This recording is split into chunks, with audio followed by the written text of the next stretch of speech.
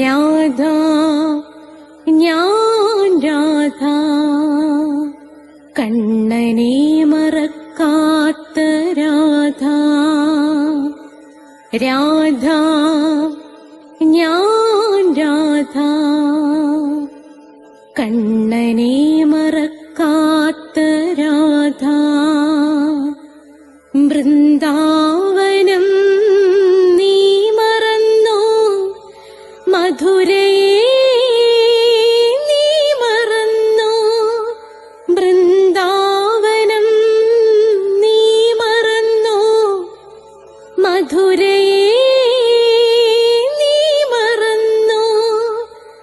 രാധയെ നീ മറന്നോ, കണ്ണാ പൈക്കളെ നീ മറന്നോ. രാധയെ നീ മറന്നോ, കണ്ണാ പൈക്കളെ നീ മറന്നോ. രാധ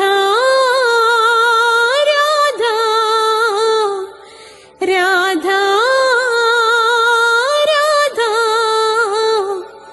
മറന്നിട്ടും മറക്കാത്ത രാധ, മറന്നിട്ടും മറക്കാത്ത രാധ. രാധേ രാധേ രാധേ രാധേ, മറന്നിട്ടും മറക്കാത്ത രാധ, മറന്നിട്ടും മറക്കാത്ത രാധ.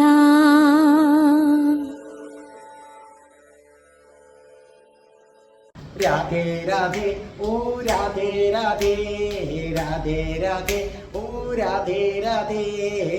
രാധേ രാധേ എന്ന ചാനലിലെ രാധയുടെ പ്രണയം 161 എപ്പിസോഡിലേക്ക് എല്ലാ പ്രിയപ്പെട്ട പ്രേക്ഷകർക്കും സ്വാഗതം.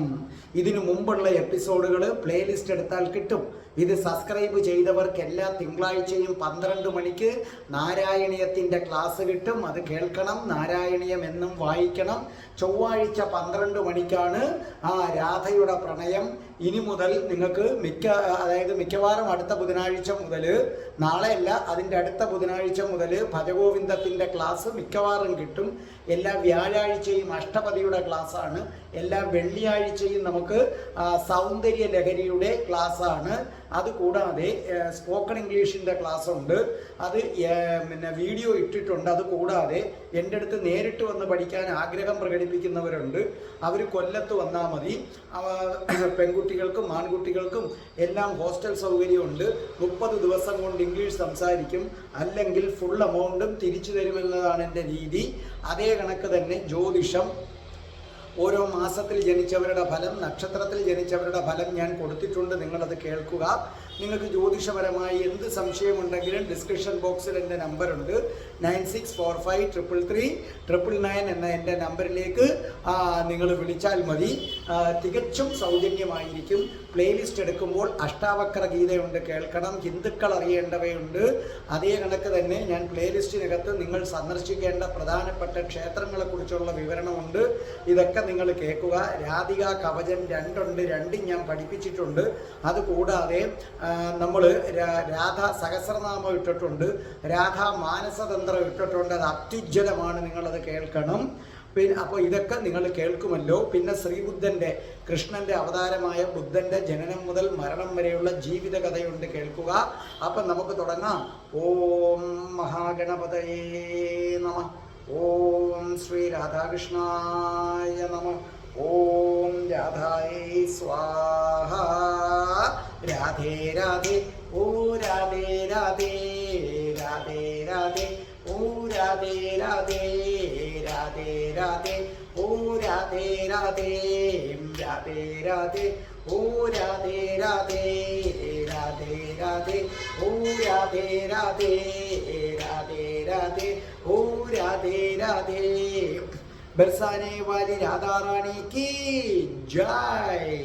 എൻ്റെ മാതാവ് രാധാറാണിക്ക് ജയ്. എനിക്ക് സർവൈശ്വര്യങ്ങളും വാരിക്കോരി തരുന്ന എൻ്റെ പൊന്ന് രാധാറാണി അമ്മക്ക് ജയ്. എനിക്ക് രോഗങ്ങൾ വരാതെ കാത്തുരക്ഷിക്കുന്ന രാധാറാണി അമ്മക്ക് ജയ്. എന്നെ സർവ്വ പാപങ്ങളിൽ നിന്നും മോചിപ്പിച്ചു തരുന്ന രാധാറാണി അമ്മക്ക് ജയ്. അപ്പൊ രാധയുടെ പ്രണയം 161 എപ്പിസോഡിലേക്ക് നമ്മൾ കടക്കുകയാണ്. ഇന്നത്തെ ദിവസം രാധാറാണിയുടെ സ്വർഗാരോഹണത്തെ കുറിച്ചുള്ള കാര്യങ്ങളാണ്. രാധാകൃഷ്ണന്മാരുടെ സ്വർഗാരോഹണത്തെക്കുറിച്ച് പല പല അഭിപ്രായങ്ങളുണ്ട്. ആ അഭിപ്രായങ്ങളാണ് ഞാൻ നിങ്ങളുടെ മുമ്പിൽ ഇന്ന് പറയാനായി പോകുന്നത്. രാധാറാണിയുടെ ജീവിത അവസാനത്തെക്കുറിച്ച് നിരവധി വിശ്വാസങ്ങളുണ്ട്. അതിൽ പ്രധാനപ്പെട്ട 2-3 മാത്രമാണ് ഞാൻ അവതരിപ്പിക്കുന്നത്. അതായത് ശ്രീകൃഷ്ണ ഭഗവാൻ ഭൂമി ഉപേക്ഷിക്കുന്ന സമയത്തിന് മുമ്പ് ഗോലോകത്ത് നിന്നും എന്തു വന്നിരിക്കുന്നു? ഒരു ചതുർയോജന വിസ്താരമുള്ള മനോഹരമായ ഒരു രഥം ബർസാനയിൽ എത്തിച്ചേർന്നു. അപ്പൊ ശ്രീകൃഷ്ണ ഭഗവാൻ ഈ ഭൂമി വിടാൻ തീരുമാനിക്കുന്നതിന് മുമ്പ് ഗോലോകത്ത് നിന്നും ഒരു ചതുർയോജന വിസ്താരമുള്ള ഒരു വലിയ രഥം ബർസാനയിൽ എത്തിച്ചേർന്നു. അങ്ങനെ ബർസാനയിൽ എത്തിച്ചേർന്ന ഈ രഥത്തിൽ രാധാറാണിയും കീർത്തിയും വൃഷഭാനുവും നന്ദഗോപരും യശോദയും മറ്റു ഗോപികമാരും മറ്റു ഗോപന്മാരും അവരെല്ലാം ഈ മനുഷ്യ ശരീരം ഉപേക്ഷിക്കുകയും ദിവ്യമായ ശരീരം സ്വീകരിക്കുകയും അങ്ങനെ എല്ലാവരും ചേർന്ന് ഗോലോകത്തേക്ക് യാത്രയാവുകയും ചെയ്തു. ഈ ശരീരം ഇവിടെ ഉപേക്ഷിച്ചു. ആ ദിവ്യ ശരീരം എന്ന് പറഞ്ഞാൽ ആ ദിവ്യ ശരീരത്തിനകത്ത് കുടലോ ഹൃദയമോ മറ്റ് യാതൊരു കാര്യങ്ങളും ഇല്ല. അങ്ങനെയുള്ള ശരീരത്തെയാണ് നമ്മൾ ദിവ്യ ശരീരം എന്ന് പറയുന്നത്. അതുകൊണ്ട് തന്നെ അതിന് അസുഖമില്ല. ഇപ്പം നമുക്ക് വരുന്ന അസുഖം എന്താണ്? വയറ്റിനകത്ത് കുടലിനുള്ള അസുഖം അല്ലെങ്കിൽ ഹൃദയത്തിനുള്ള അസുഖം. അപ്പോൾ ഇതൊന്നും ഇല്ലാത്തൊരു ശരീരമാണ് ദേവീ ദേവന്മാർക്കുള്ളത്. അതുകൊണ്ട് തന്നെ നമുക്ക് ബാധിക്കുന്ന യാതൊരു അസുഖങ്ങളും ദേവീ ദേവന്മാർക്ക് ബാധിക്കുന്നില്ല. അപ്പം നമ്മുടെയൊക്കെ അസുഖത്തിൻ്റെ മൂല കാരണം നമ്മളെന്ന ഈ ശരീരത്തെ പ്രവർത്തിപ്പിക്കുന്ന ഹൃദയവും കുടലും പിന്നെ ശ്വാസകോശവും അന്നനാളവും അങ്ങനെപ്പെട്ട കാര്യങ്ങളാണ്. അപ്പോൾ ദിവ്യമായ ശരീരം സ്വീകരിക്കുകയും അവർ ഗോലോകത്തേക്ക് യാത്രയാവുകയും ചെയ്തു. അങ്ങനെ വിരജാതീരവും ശതശൃംഗവുമൊക്കെ കടന്ന് അവര് അക്ഷയവടം നിൽക്കുന്നിടത്തെത്തി. പിടിയിട്ടല്ലോ, അവര് വിരജാതീരവും ശതശൃംഗവും കടന്ന് അക്ഷയവടം നിൽക്കുന്നിടത്തെത്തി. അവിടെ എത്തിയപ്പോൾ എന്തു ചെയ്തു? ഗോപികമാരോടൊപ്പം അതാ നിൽക്കുന്നു വൃന്ദാദേവി. ഗോപികമാരോടൊപ്പം വൃന്ദാദേവി നിൽക്കുന്നു. വൃന്ദാദേവിയെ കണ്ട് രാധാറാണി രഥത്തിൽ നിന്നിറങ്ങി. അപ്പോൾ വൃന്ദാദേവി രാധാറാണിയെ നമസ്കരിക്കുകയും വൃന്ദാദേവി പറഞ്ഞു, എനിക്ക് രാധാറാണിയുടെ പാദപൂജ ചെയ്യണം. അതുകൊണ്ട് എൻ്റെ ഭവനം എന്താ ഇവിടെയാണ്, അക്ഷയവടത്തിൻ്റെ അവിടെയാണ് വൃന്ദാദേവി താമസിക്കുന്നത്. എൻ്റെ ഭവനത്തിലേക്ക് വരണമെന്ന് പറയുകയും രാധാറാണി സന്തോഷത്തോടുകൂടി വൃന്ദാദേവിയോടൊപ്പം അക്ഷയവടത്തിലുള്ള നമ്മുടെ വൃന്ദാദേവിയുടെ വീട്ടിലെത്തുകയും രാധാറാണിയെ ഒരു രത്നസിംഹാസനത്തിൽ ഇരുത്തുകയും ചെയ്തു. അപ്പോഴേക്കും അവിടെയുള്ള ഗോപികമാരെല്ലാം ഓടിയെത്തി രാധാറാണിയെ കാണാൻ. കുറച്ച് ഗോപികമാര് ചാമരം വീശി രാധാറാണിക്ക് വേണ്ടുന്ന സേവകൾ ചെയ്യാനായിട്ട് തുടങ്ങി. അപ്പോഴേക്കും അക്ഷയവടത്തിലുള്ള ഗോപികമാരും ഗോപന്മാരുടെയും തിക്കും തിരക്കും അവിടെ ഉണ്ടായി രാധാറാണിയെ ഒരു നോക്ക് കാണാനായിട്ട്. എന്നിട്ട് വൃന്ദാദേവി എന്തു ചെയ്തു? രാധാറാണിയുടെ പാദങ്ങളെടുത്ത് രത്നങ്ങൾ പതിപ്പിച്ച തട്ടത്തിൽ വെച്ചു. രത്നങ്ങൾ പതിപ്പിച്ച തട്ടത്തിൽ വെച്ചതിന് ശേഷം പനിനീരും നെയ്യും എല്ലാം ഒഴിച്ച് പഞ്ചഗവ്യം അത് ഉപയോഗിച്ച് രാധാറാണിയുടെ പാദങ്ങൾ കഴുകുകയും ഒടുവിൽ വീണ്ടും പനിനീര് തളിക്കുകയും അങ്ങനെ കഴുകി കഴിഞ്ഞതിന് ശേഷം എന്തു ചെയ്തു? ആരതി ഒഴിയുകയും ചെയ്തു. ആ സമയത്തെല്ലാം ഈ പാദപൂജ ചെയ്യുമ്പോൾ പനിനീര് കൊണ്ട് കഴുകുന്ന സമയത്തെല്ലാം ഇങ്ങനെ ജപിച്ചുകൊണ്ടേയിരുന്നു. ഓം രാധായേ സ്വാഹ, ഓം രാധായേ സ്വാഹ, ഓം രാധായേ സ്വാഹ. സ്വാഹ. അതേസമയം അവിടെ കൂടി നിന്ന ഗോപന്മാരും ഗോപികമാരും എല്ലാവരും ഒന്നു ചേർന്ന് ശ്രീരാധേ ശ്രീരാധേ ശ്രീരാധേ ശ്രീരാധേ ശ്രീരാധേ ശ്രീരാധേ ശ്രീരാധേ എന്ന് ജപിച്ചു. ഒടുവിൽ രാധാറാണിയുടെ പാദമൊഴിയുകയും എല്ലാ ഗോപന്മാരും ഗോപികമാരും ഈ ആരതി തൊട്ട് തൊഴുകയും ചെയ്തു. രാധാറാണി അവിടെ നിന്ന് എഴുന്നേൽക്കുകയും അവിടെ കൂടി നിൽക്കുന്ന ഗോപന്മാരെയും ഗോപികമാരെയും എല്ലാവരെയും അനുഗ്രഹിച്ചു. ഒരു കാര്യം ഓർമ്മിക്കുക, ഈ ഗോപന്മാർ ഗോപികമാരെന്ന് കേൾക്കുമ്പോൾ എല്ലാവരും ഗോലോകത്തെയാണെന്ന് കരുതരുത്. ഗോലോകത്തേക്ക് പോകുന്ന വഴിക്കുള്ള സ്ഥലങ്ങളിലൊക്കെ ആ ദേവന്മാരും ദേവികളുമുണ്ട്. അവിടെയുമുണ്ട് ഈ ഗോപന്മാരും ഗോപികമാരും. ഗോപന്മാരും ഗോപികമാരിൽ തന്നെയും അങ്ങേ അറ്റം വിശുദ്ധി നേടിയവർ മാത്രമാണ് ഗോലോകത്തെത്തുന്നതെന്നറിയുക. ഗോപന്മാരിലും ഗോപികമാരിലും അങ്ങേയറ്റം വിശുദ്ധി നേടിയവർ മാത്രമാണ് ഗോലോകത്തെത്തുന്നത്.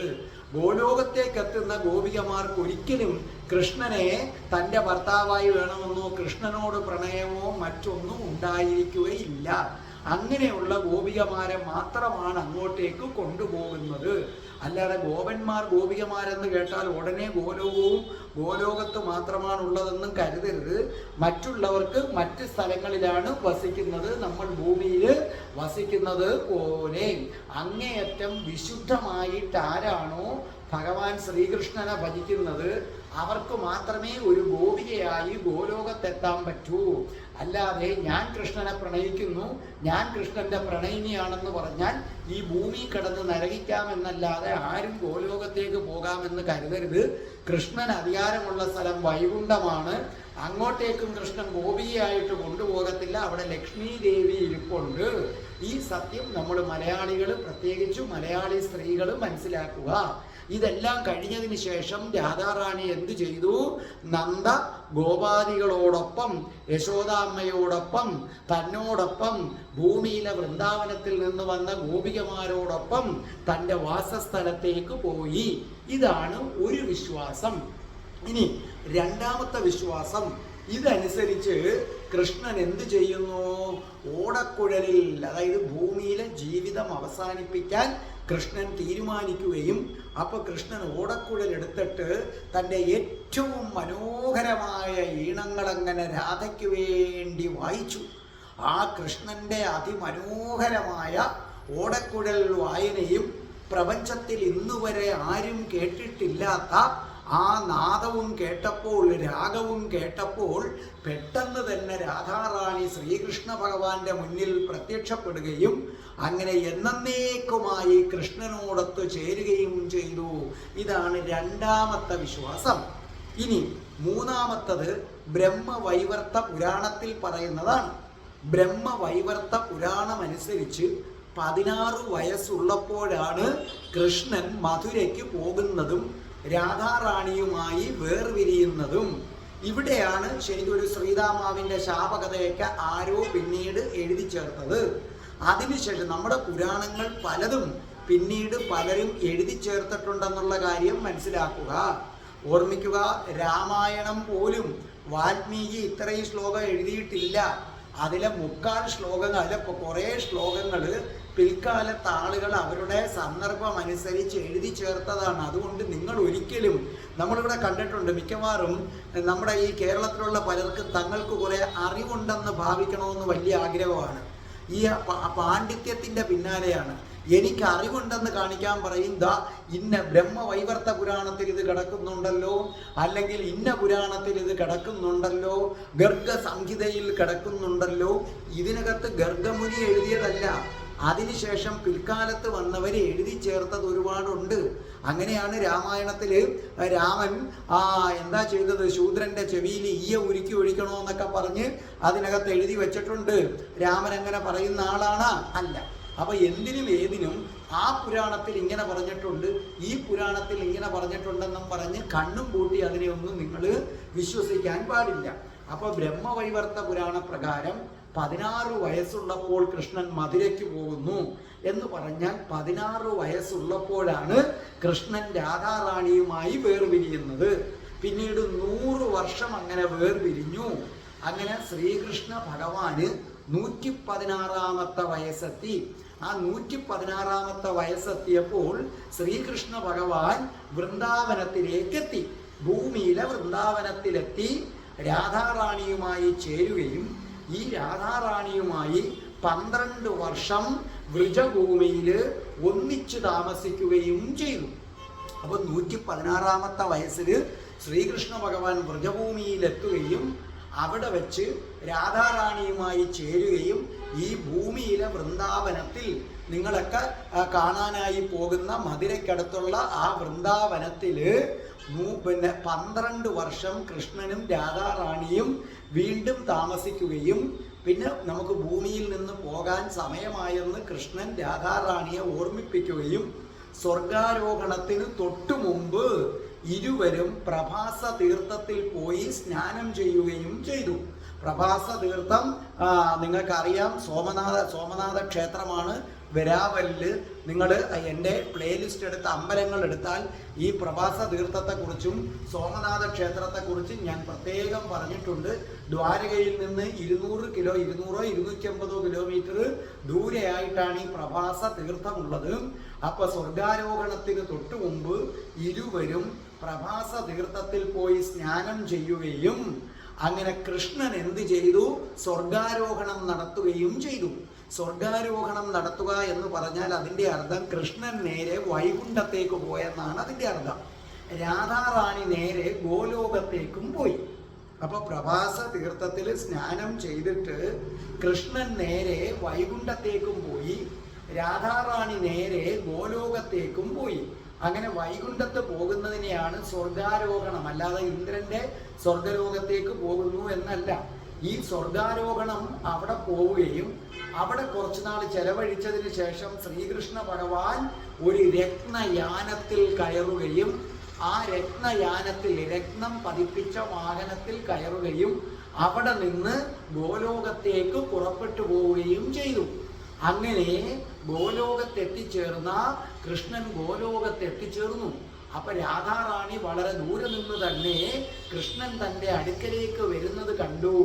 അപ്പൊ രാധാറാണി ഓടി ചെന്നിട്ട് രഥത്തിൽ നിന്ന് ഇറങ്ങിയ കൃഷ്ണനെ നമസ്കരിച്ചു.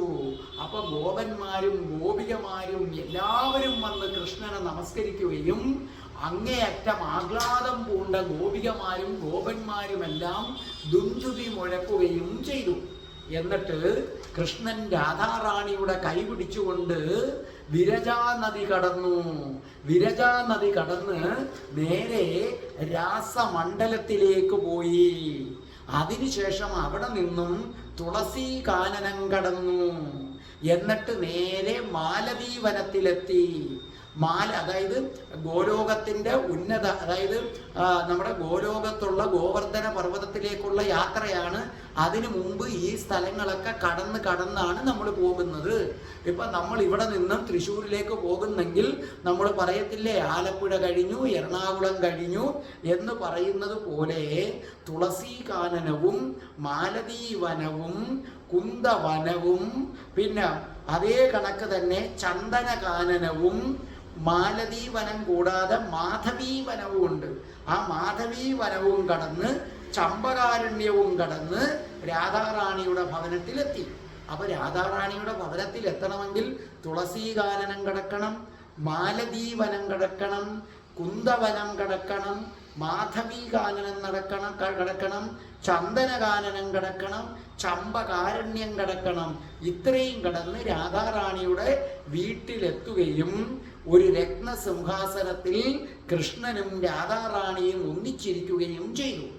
അപ്പൊ കർപ്പൂരം കൊണ്ട് വാസിതമായ താമ്പൂലം രാധാറാണി കൊടുക്കുകയും കൃഷ്ണനത് ഭക്ഷിക്കുകയും അതിനുശേഷം ജലപാനം ചെയ്യുകയും ചെയ്തു.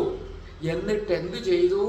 രാധാറാണിയുമൊത്ത് കുറെ നേരം പുഷ്പതൽപ്പത്തിൽ വിശ്രമിച്ചു. അതിനുശേഷം രാധാറാണിയുമൊത്ത് നേരെ രാസമണ്ഡലത്തിലേക്ക് രാധാറാണിയുമൊത്ത് രാസലീലയ്ക്ക് ഏർപ്പെടാനായി ഗോവർദ്ധന താഴ്വരയിലേക്ക് പോവുകയും അങ്ങനെ രാധാകൃഷ്ണന്മാര് രാസലീല ആടുകയും ചെയ്തു. ഇന്നും ഗോലോകത്ത് കൃഷ്ണനും രാധയും അത്യധികമായ പരിശുദ്ധ പ്രണയത്തിൻ്റെ തീവ്രതയിൽ അവരിന്നും രാസനൃത്തമാടുന്നു, രാസലീലയാടുന്നു. ഒരുപക്ഷേ ഞാനിത് റെക്കോർഡ് ചെയ്യുന്ന സമയത്തോ നിങ്ങളിത് കേൾക്കുന്ന സമയത്തോ കൃഷ്ണനും രാധാറാണിയും എന്തു ചെയ്യുകയായിരിക്കും? രാസലീലയാടുകയായിരിക്കും. ഓം രാധായേ സ്വാഹ. രാധേ രാധേ.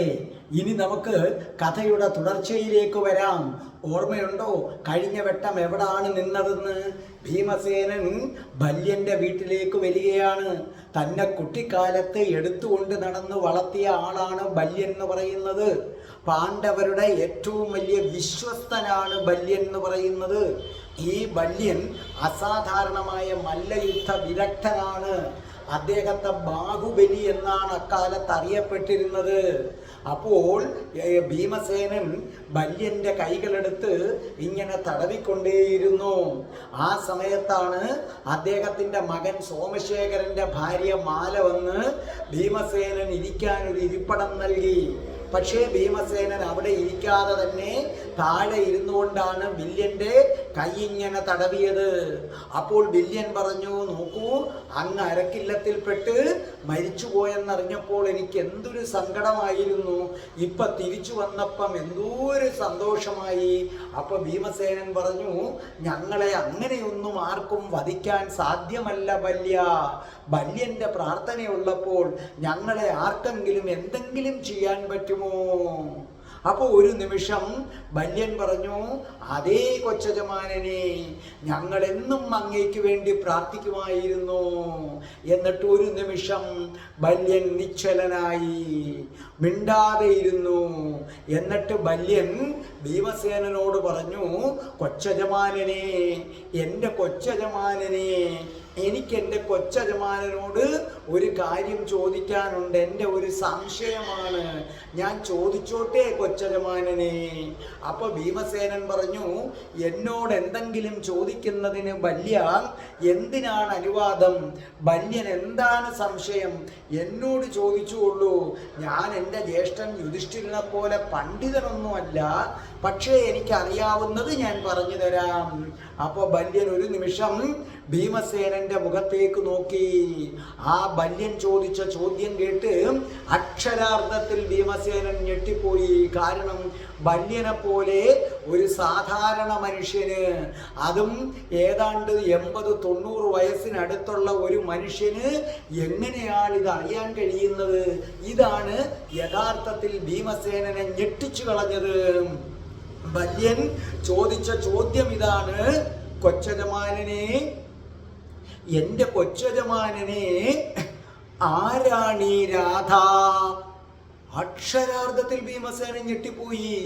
അക്ഷരാർത്ഥത്തിൽ ഞെട്ടിപ്പോയി. ഒരു നിമിഷ നേരത്തേക്ക് ഭീമസേനൻ ഒന്നും മിണ്ടാൻ പോലും കഴിഞ്ഞില്ല. ഭീമസേനൻ ബല്യനെ തന്നെ ഇങ്ങനെ തുറിച്ചു നോക്കിക്കൊണ്ട് നിന്നു. എന്നിട്ട് പറഞ്ഞു, ബല്യ, നിനക്ക് കൃഷ്ണൻ ആരാണെന്ന് ചോദിച്ചാൽ എനിക്ക് മനസ്സിലാക്കാം. കാരണം കൃഷ്ണനെ എല്ലാവർക്കും അറിയാം. കൃഷ്ണനെ അറിയാത്തവരായിട്ട് ആരുമില്ല. പക്ഷേ ബല്യ, രാധ, നിനക്കെങ്ങനെ അറിയാം രാധ? രാധ എന്ന പേര് നീ എവിടെ നിന്നാണ് കേട്ടത്? ആരാണ് നിന്നോട് ഇതിനെക്കുറിച്ച് പറഞ്ഞത്? അപ്പോൾ ബല്യൻ പറഞ്ഞു, കൊച്ചജമാനനെ, ഇവിടെ നാടോടികൾ വന്നിരുന്നു. നാടോടികൾ വന്ന് ഇവിടെ ആകെ കൃഷ്ണന്റെ കഥകൾ പാടി നടന്നു. അപ്പൊ വൃന്ദാവനത്തിൽ ഒരു പെങ്കൊച്ച്, ആ പെങ്കൊച്ചിന്റെ പാദമെടുത്ത് കൃഷ്ണൻ തൻ്റെ ശിരസിൽ വെക്കുമെന്ന നാടോടികൾ പറഞ്ഞു. ആ പെങ്കൊച്ചിന്റെ പേരാണത്രേ രാധ. നോക്കൂ കൊച്ചജമാനനെ, കൃഷ്ണൻ ദൈവമാണ്, ഞങ്ങൾക്ക് ദൈവമാണ്. മറ്റുള്ളവരുടെ കാര്യം എനിക്കറിഞ്ഞൂടാ, പക്ഷേ എനിക്കറിയാം ദൈവത്തിനു മാത്രമേ കംസനെ വധിക്കാൻ കഴിയൂ. അല്ലെങ്കിൽ പിന്നെ എങ്ങനെയാണ് കൊച്ചജമാനനെ 16 വയസ്സുള്ള ഒരു ബാലൻ അത്ഭുതകരമായ ശക്തിയുള്ള കംസനെ വധിക്കുന്നത്. പിന്നെ എന്തൊക്കെയാണ് കാണിച്ചത്? കൃഷ്ണൻ ദൈവം തന്നെയാണ്. എല്ലാവരും ദൈവത്തിൻ്റെ പാദമല്ലേ എടുത്ത് തലയിൽ വെക്കുന്നത്. എന്നാൽ ഇവിടെ ദൈവം ഒരു പെൺകൊച്ചിൻ്റെ കാലെടുത്ത് തലയിൽ വെക്കുന്നു എന്ന് പറയുമ്പോൾ ആരാണ് ആരാധ?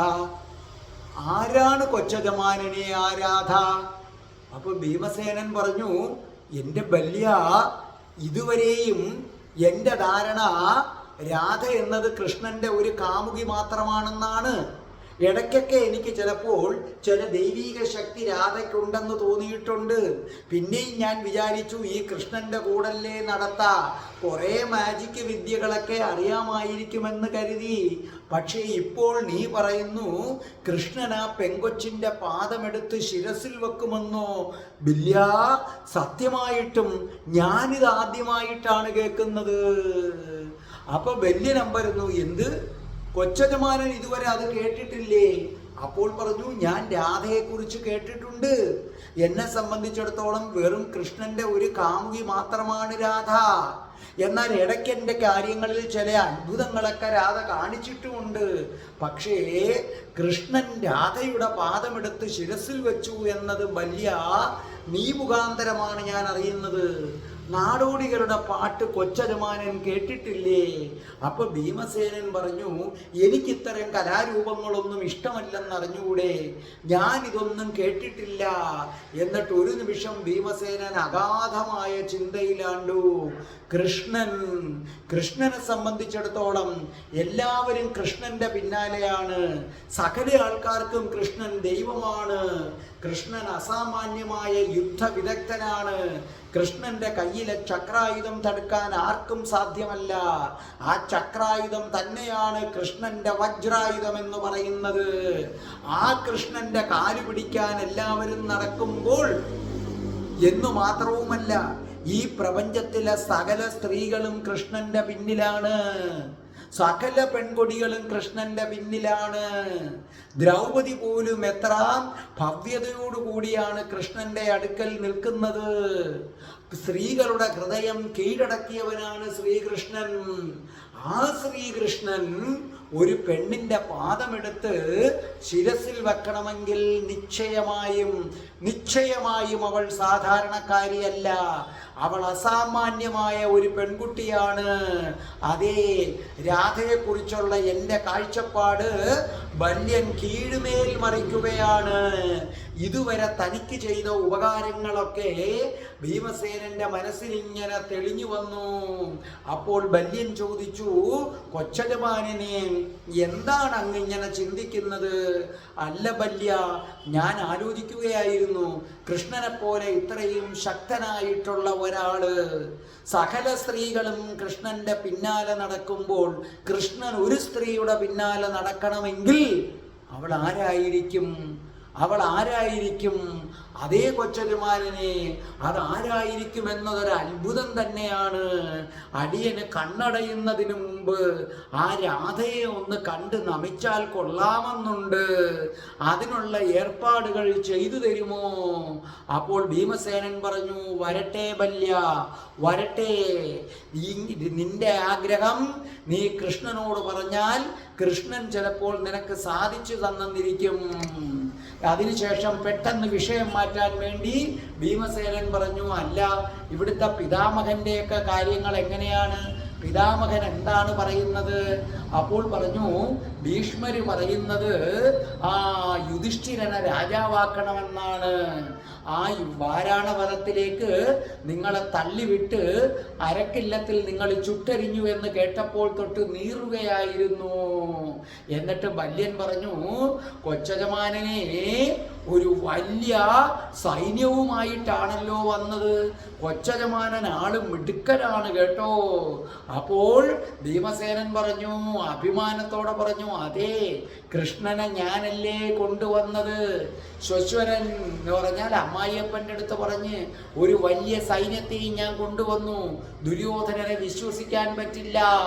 അപ്പോൾ ബല്യൻ പറഞ്ഞു, കൊച്ചജമാനനെ, ദുശാസനൻ പിതാമഹനോട് പറഞ്ഞു, കർണനും അശ്വത്ഥാമാവുമെല്ലാം ഇവിടെ നിന്ന് പോവുകയാണെന്ന് പറഞ്ഞു. അപ്പോൾ ചോദിച്ചു, എങ്ങോട്ട് പോകുന്നു? അവരെങ്ങോട്ടേക്കോ പോവുകയാണ്. നിങ്ങൾ ചക്രവർത്തിയായാൽ ഒരിക്കലും അവർ ഹസ്തിനപുരത്തിൽ നിൽക്കില്ല.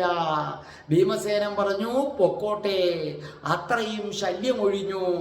അല്ല ബല്യ, നിങ്ങളുടെ ആളുകൾക്ക് എത്ര കാളവണ്ടിയുണ്ട്? അപ്പോൾ പറഞ്ഞു, 200ഓളം കാളവണ്ടികളുണ്ട്. അവരൊക്കെ വിശ്വസ്തരാണോ ബല്യ? അപ്പോൾ ബല്യൻ പറഞ്ഞു, അവരെല്ലാം വിശ്വസ്തരാണ്. അങ്ങനെയാണെങ്കിൽ നമുക്കിവരെ നേരത്തെ ഓടിക്കണം. ഈ 200 കാളവണ്ടിയും നാളെ അർദ്ധരാത്രിയാകുമ്പോൾ ദുശാസനന്റെ വീട്ടുപടിക്കലെത്തണം. അപ്പൊ ചോദിച്ചു, എന്തിന്? അവരോട് പറയണം, എല്ലാ സാധനങ്ങളും ഈ വണ്ടിയിലേക്ക് കയറ്റൂ, നിങ്ങൾ പോകുന്നു എന്ന് പറഞ്ഞത് കൊണ്ട് വന്നതാണ്. അപ്പൊ ബല്യൻ ചോദിച്ചു, ആര് പറഞ്ഞു എന്ന് ചോദിച്ചാൽ? അപ്പോൾ പറഞ്ഞു, പിതാമഹൻ പറഞ്ഞയച്ചതാണെന്ന് പറ. പിതാമഹനെ ചോദ്യം ചെയ്യാനുള്ള ധൈര്യം ഇവർക്കില്ല. അത് കേട്ട് ബല്യൻ ചിരിച്ചിട്ട് പറഞ്ഞു, നാളെ തന്നെ ചെയ്യാം. ഈ സമയത്ത് ബല്യന്റെ മകനായ സോമന്റെ ഭാര്യ, സോമേശ്വരന്റെ ഭാര്യ മാല വന്നിട്ട് പറഞ്ഞു, കൊച്ചജമാനനെ, ഒരു കാര്യം അങ്ങയുടെ സാന്നിധ്യത്തിൽ ഉണർത്തിക്കാനുണ്ട്, ക്ഷമിക്കണേ. അപ്പൊ ഭീമസേനൻ പറഞ്ഞു, എന്താണ് കാര്യം? അപ്പോൾ പറഞ്ഞു, നോക്കൂ, രാജകുമാരിയുടെ പോറ്റമ്മയായിട്ടുള്ള, അപ്പൊ ചോദിച്ചു, ഏത് രാജകുമാരി?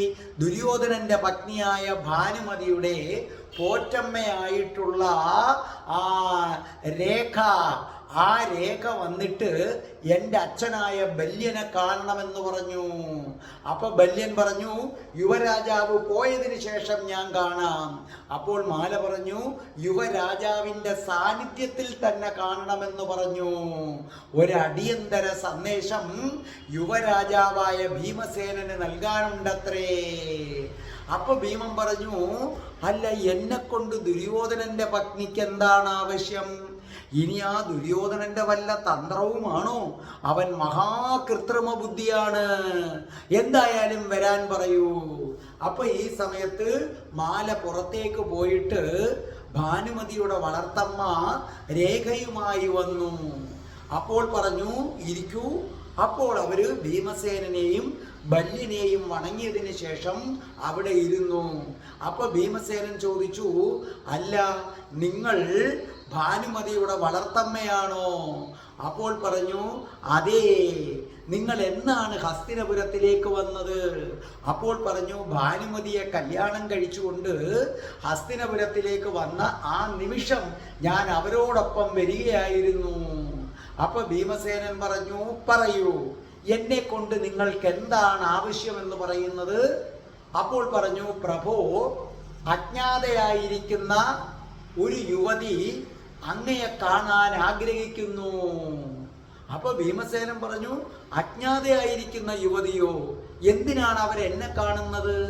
അപ്പോൾ പറഞ്ഞു, എനിക്കറിയില്ല. അപ്പൊ ഭീമസേനൻ ഒരു നർമ്മം പോലെ പറഞ്ഞു, ഓ, ഈ പെണ്ണുങ്ങളൊക്കെ ഇപ്പൊ എന്നെയും വന്ന് കാണാൻ തുടങ്ങി, നല്ല കാര്യം തന്നെ.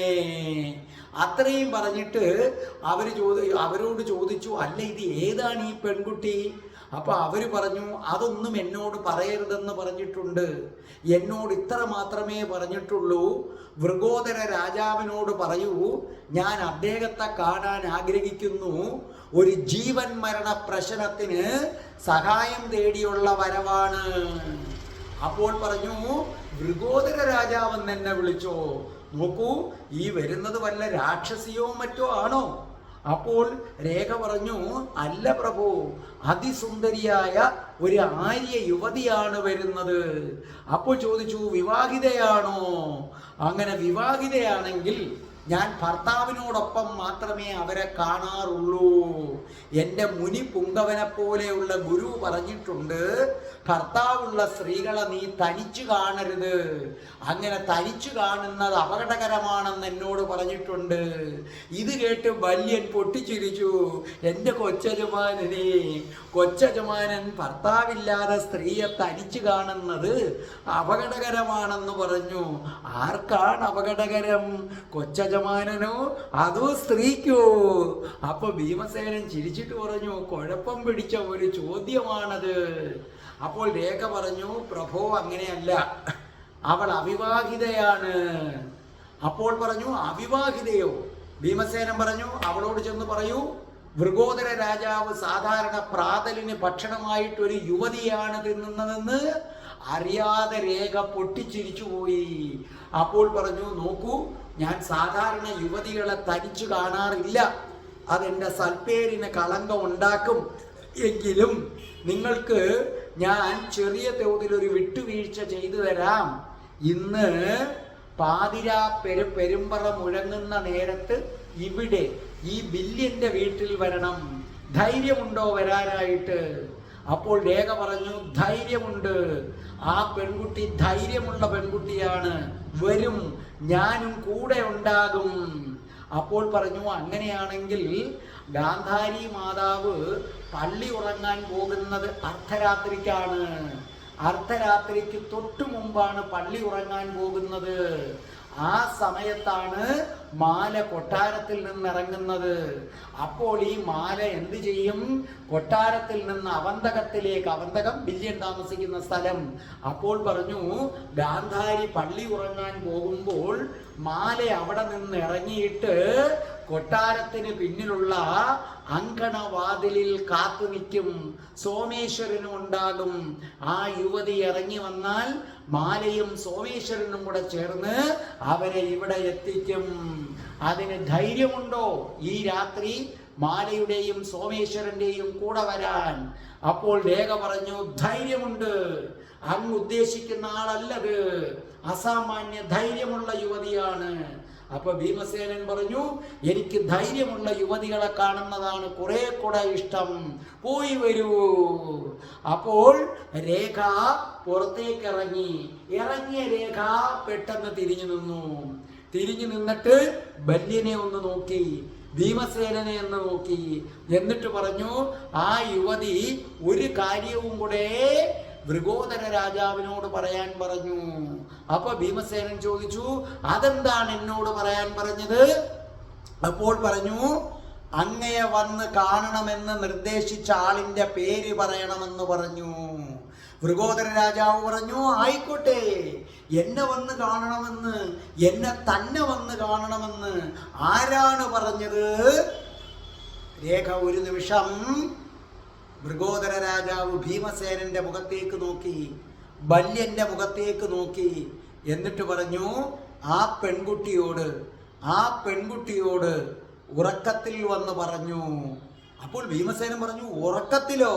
അതെ, ആ പെൺകുട്ടി ഗാഠനിദ്രയിലായിരുന്നപ്പോൾ ഉറക്കത്തിൽ ഒരാൾ വന്നിട്ട് പറഞ്ഞു, നീ ചെന്ന് ഭീമസേനനെ കാണണം, ഭീമസേനന് മാത്രമേ നിന്റെ ആഗ്രഹം സാധിച്ചു തരാൻ പറ്റൂ. ഭീമസേനൻ നർമ്മമൊക്കെ വിട്ട് അല്പം ഗൗരവത്തിലായി. അപ്പോൾ രേഖ ഒന്നും കൂടെ ഭീമസേനനെ നോക്കിയിട്ട് പറഞ്ഞു, ആ പേര് വൃഗോദര രാജാവിന് അറിയാം, വൃഗോദര രാജാവിനോട് അങ്ങനെ പറയാൻ പറഞ്ഞു. അപ്പോൾ ഭീമസേനൻ പറഞ്ഞു, നിങ്ങൾ ആളുകളെ ഇട്ട് ഇങ്ങനെ ഹൃദയമിടിപ്പ് കൂട്ടാതെ ആളിന്റെ പേര് പറയൂ. അപ്പൊ അവരൊന്ന് ഭീമസേനനെ നോക്കിയിട്ട് പറഞ്ഞു, രാധ. അക്ഷരാർത്ഥത്തിൽ ഭീമസേനനും ബില്യനും ഞെട്ടിപ്പോയി. അപ്പോൾ അവർ ഒന്നും കൂടെ നോക്കിയിട്ട് പറഞ്ഞു, രാധ, രാധാറാണി, രാധാറാണി, രാധാറാണി. അങ്ങനെ പറഞ്ഞിട്ട് അവരവിടുന്ന് നടന്നുപോയി. ആ ശബ്ദം അവിടെ മാറ്റൊലിക്കൊണ്ടു, രാധാറാണി, രാധാറാണി, രാധാറാണി. രാധേ രാധേ, ശ്രീ രാധേ രാധേ, രാധേ രാധേ, ശ്രീ രാധേ രാധേ, രാധേ രാധേ, ശ്രീ രാധേ രാധേ, രാധേ രാധേ, ശ്രീ രാധേ രാധേ, രാധേ രാധേ, ഓ രാധേ രാധേ, രാധേ രാധേ, ഓ രാധേ രാധേ രാധേ രാധേ ഓ രാധേ രാധേ രാധേ രാധേ ഓ രാധേ രാധേ ഓം ശ്രീം ഹ്രീം ക്ലീം ഐം രാസേശ്വരി രാധികായേ സ്വാഹ.